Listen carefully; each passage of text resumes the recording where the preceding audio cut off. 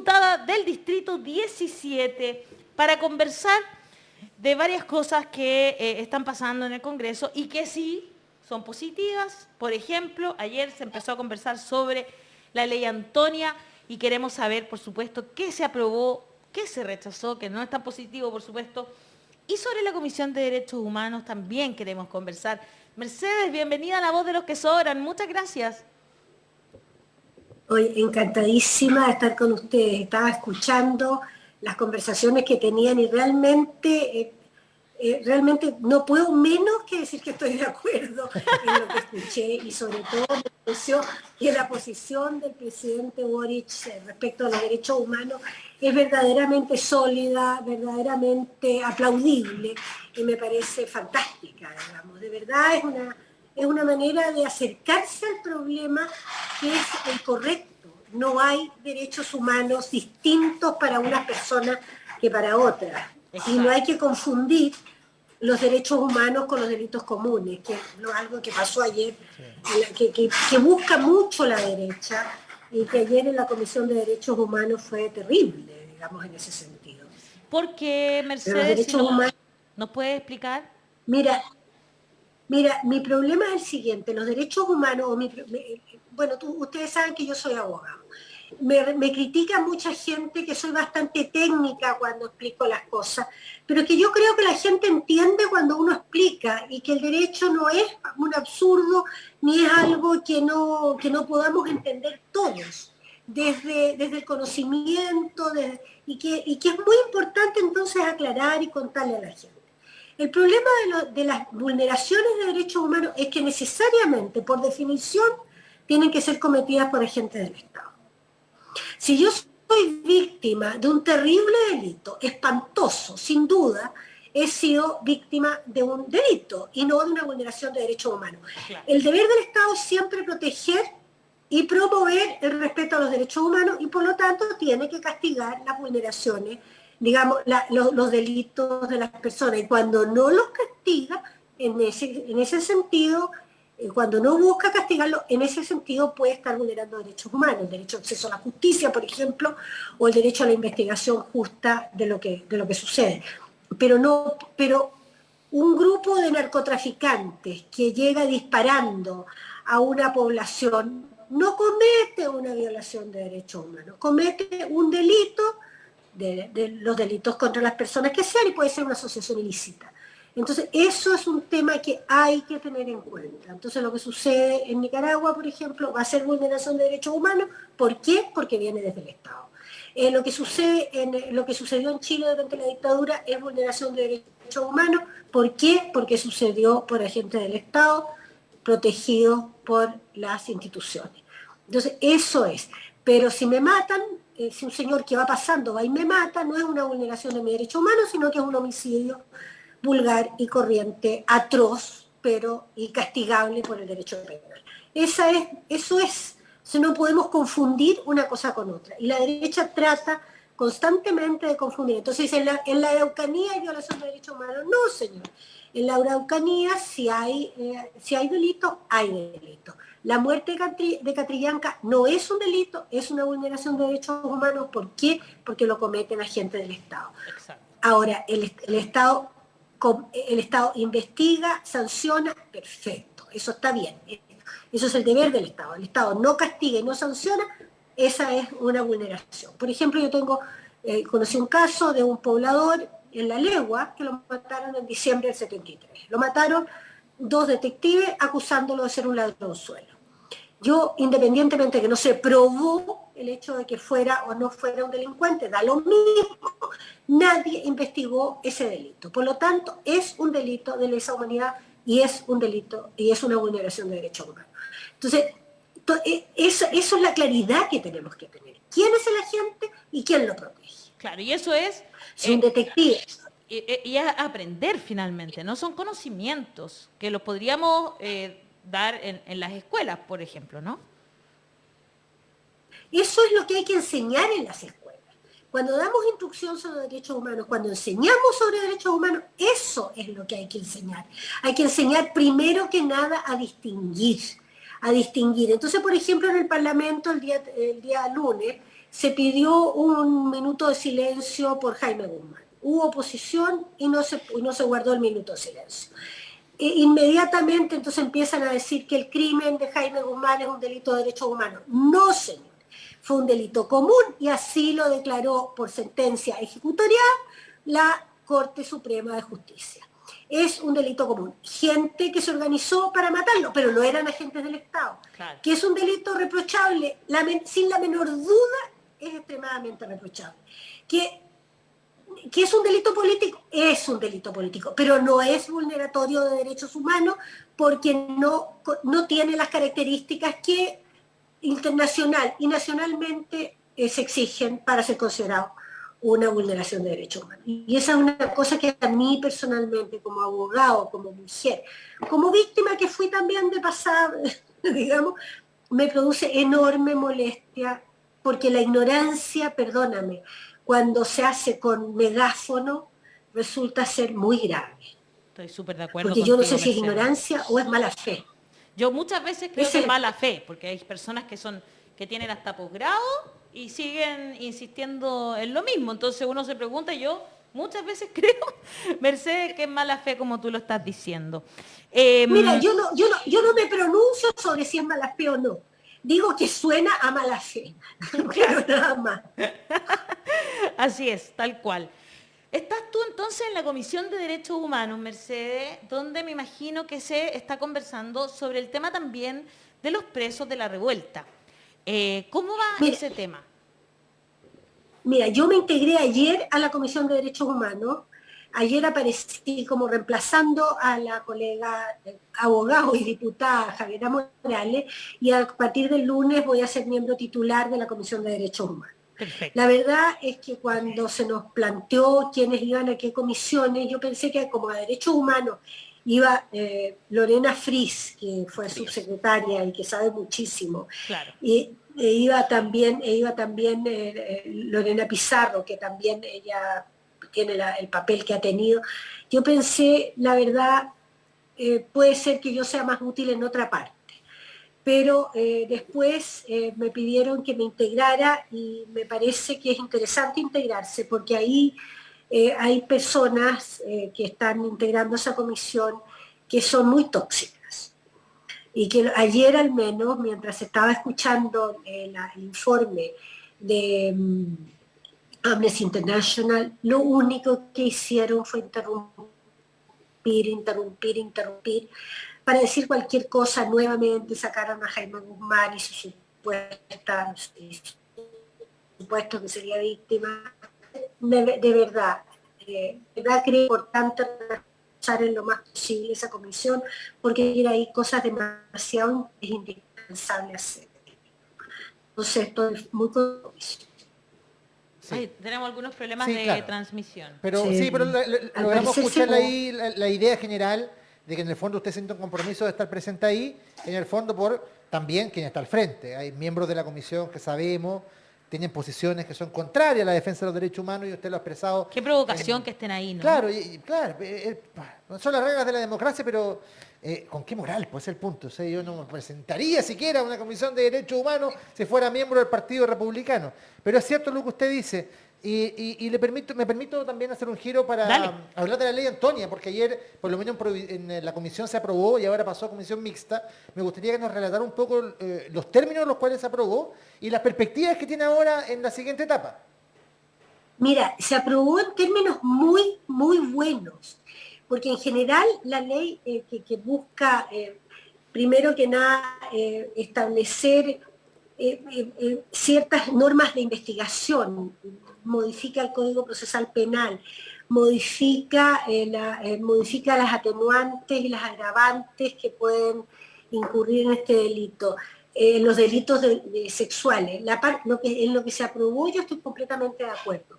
Se discutió en la Comisión Unida de Derechos de Equidad de Mujeres, digamos, y de Seguridad, que fue la comisión mixta, y efectivamente así se aprobó ayer, por dos normas exclusivamente.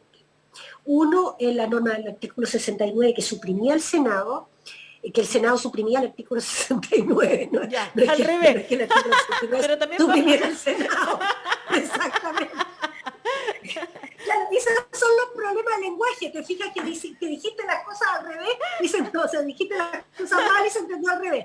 El Senado suprimió el artículo 69 que había puesto que tiene que ver con la extensión, con la determinación de la pena, en el sentido de que la pena debe estar determinada por la extensión del mal causado. Entonces, nosotros queremos reponer esa norma, pero sobre todo nos interesa una norma que introdujo, porque cuando suprimió el artículo 69 del Senado, introdujo en el artículo 393 una norma, un inciso segundo, que penaliza la inducción al suicidio. Ahora, el problema es que entonces era una por otra y podían pensando en el suicidio femicida. Pero el suicidio femicida, así como venía, ¿ya? Quedaba muy poco claro. La inducción al suicidio, pero no se sabía qué es lo que era inducción al suicidio. Entonces, a juicio de las Comisiones Unidas, yo en ese sentido, sinceramente, aporté mi granito de arena, o mi roquita de arena, digamos, en el sentido de que, no, lo que pasa es que hay una ley marco, una ley modelo, elaborada por las Naciones Unidas, que habla del suicidio femicida. Claro. Y exactamente lo trata como inducción al suicidio. Y establece dos condiciones, dos hipótesis que son extremadamente importantes. Porque no solamente examinan la posibilidad de que a raíz del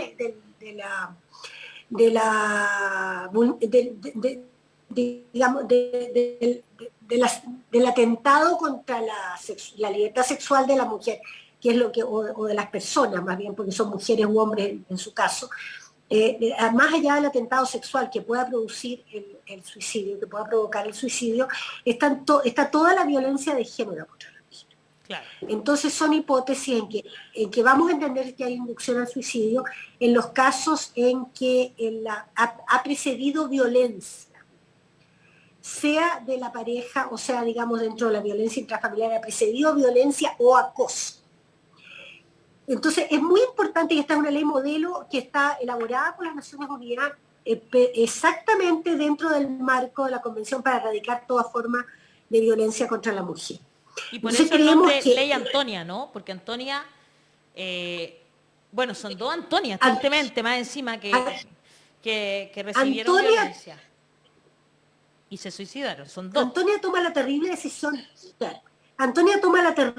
decisión de suicidarse. Conozco muy bien el caso, ustedes saben que yo fui abogado en ese caso, tuve que renunciar cuando asumí como diputado, me sucede en la defensa una persona de mi oficina, pero yo defiendo a una mujer distinta a Antonia, o sea, yo estoy en este caso, estoy completamente... Pero Mercedes, formamos para un que lo equipo. expliquemos bien, en el fondo tú estás dentro del caso de Antonia, la víctima de Martín Pradenas, y o sea, sí, tú estás dentro de ese caso básicamente porque representas a otra víctima de Martín Pradenas, ¿verdad?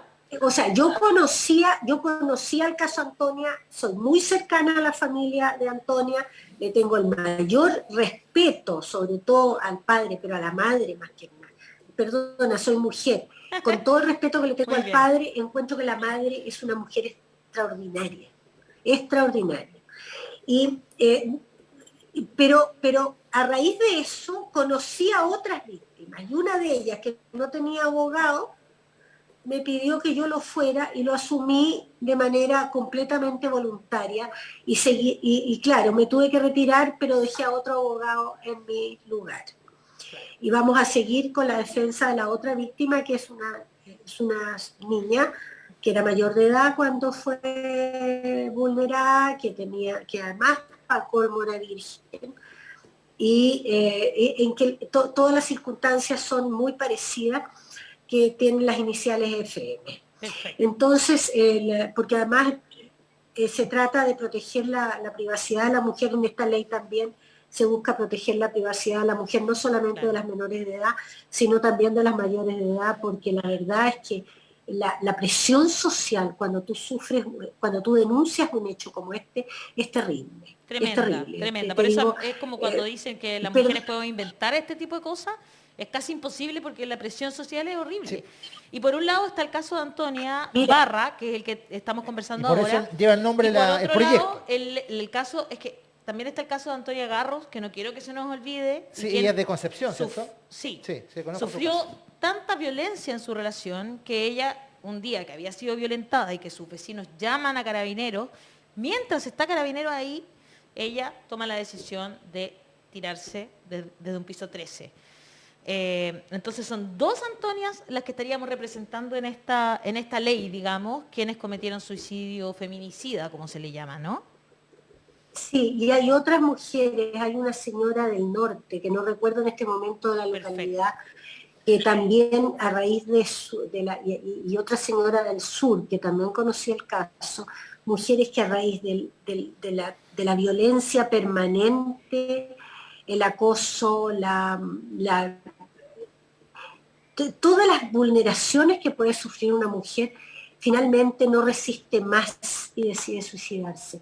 Porque es curioso, yo he pensado harto en este tema, porque fíjate que las mujeres, hay otras mujeres que reaccionan con el crimen. Cuando tú ves que la mujer mata al hombre, hay un caso espantoso en Chiloé, que es horroroso, no lo conocí como investigación, conocí la sentencia, en que la condenaron a 3 años, yo la habría absuelto. Una mujer que desde los 14 años hasta la edad, hasta los 30 y algo, sufrió toda suerte de violencia y nunca jamás nadie la ayudó, denunció, se volvió donde su familia, la familia la devolvió donde el marido y finalmente una noche en su angustia y su desesperación lo mató a hachazos. Terrible, wow. Una decisión espantosa. Pero es que tú sales para un lado o sales para el otro, pero en un momento determinado tú dices, no puedo seguir viviendo. Y eso es una cosa que ¿es inducción al suicidio? Sí, es inducción al suicidio, pero no es que te hayan dicho, oye, suicídate, ya que estás en esta, suicídate. No, es que tú no ves otro camino, por eso te induce. Claro. Entonces es muy interesante introducir en esta norma, y a eso va la comisión mixta. Perfecto. Por eso introducir en esta norma las hipótesis. Porque cuando el juez tiene que aplicar, tiene que tener hipótesis. Claro, claro. No puede ir al tincómetro, al que me parece o qué sé yo. Tiene que estar, desgraciadamente el juez no es la boca que pronuncia las palabras de la ley, pero tiene que usar la ley y entender la ley y aplicar la ley, no tiene otro remedio. Claro. Yo tengo 2 hijos que son jueces y ellos están claros, tienen que tener un sustento legal. Un sustento legal para poder aplicar la ley. Qué interesante. Y eso es lo que tenemos que hacer en la Cámara. Exacto. Dar un sustento legal sólido, para que no aparezca ni tincómetro, ni que me pareció. Mira, a mí me reprocha mucho la gente que trabaja conmigo, que yo soy súper técnica, pero no es que yo he tratado de ser dentro de lo técnico lo más clara posible. De manera que la gente entienda para dónde va la micro, y qué es lo que estamos haciendo y por qué. No es porque nos guste o no nos guste, es porque no queda más remedio que cambiar las bases de una sociedad en que estamos siendo vulnerados a veces sin saberlo. Cambiar la manera en que nos entendemos los hombres y las mujeres, cambiar la manera en que nos entendemos la gente de trabajo y los empresarios. No hablar más de subordinación y dependencia, ya me cambié de tema, pero es otro tema sino tampoco de colaboradores, sino de trabajar por cuenta ajena, por ejemplo, como se decía cuando yo estudié Derecho, yo soy bastante mayor, estudié Derecho, con otro código de trabajo, con otra constitución, con otra manera de entender las cosas. Y a veces el mundo avanza, ¿por qué no avanzamos con el mundo? Sí, yo creo que ahí tenemos que tenerlo súper claro y me parece muy interesante como está explicando Mercedes, cómo debe quedar, ¿no es cierto?, esta ley para que pueda ser aplicada de buena manera, finalmente, ¿no? Y que efectivamente sea el suicidio feminicida el que estamos dejando establecido en la ley, ¿no? Claro. que tiene que quedar muy claro, porque es complejo, no es tan fácil Sí, en claro, este caso. para un trabajo de un técnico o de un abogado es complejo porque es todo muy líquido también, tiene que quedar bien establecido el marco para que no se preste para otras circunstancias, pero esto va a avanzar. Esto es hacer política sobre algo que no existía y transformarlo en ley. Por lo tanto, yo encuentro que es muy valorable ahí lo que se está haciendo. Súper importante. Y yo espero que esto también sirva para entregar un poquito, mínimo, de consuelo a las familias que perdieron a estas chicas y tantas más Tal cual. que han perdido la vida producto de estas acciones que son deleznables y que quedaban en el marco de la más absoluta... Imagínate lo angustiada que tienes que estar Para llegar a ese punto. para llegar a un punto como Exactamente, este. exactamente. Francisco Pérez dice, mi abogada, dice, se refiere a Mercedes, mi abogada junto con Roberto Celedón, saludos a Ignacio, Adriana y a toda la familia. En YouTube, Marcela Acevedo dice, qué orgullo de entrevistada a una gran mujer. César Villalobos dice, me gustó ella, claritos los conceptos. Gloria Galvez dice, muy buena explicación y le manda muchos aplausos. Chileland dice, esta señora es brillante. Astrid Elena Donoso dice, clarísima Mercedes. En Facebook, Raúl Eduardo Díaz, excelente, muy seca la abogada. En YouTube, Ivonne Verdugo, dice, favor, díganle a Mercedes que es la mejor abogada y que la amo y me siento viuda de abogada. La queremos mucho desde la organización Sacar la Voz. Ale, porfis, léeme en vivo, please, please. Aquí estamos leyendo en vivo a Ivonne Verdugo.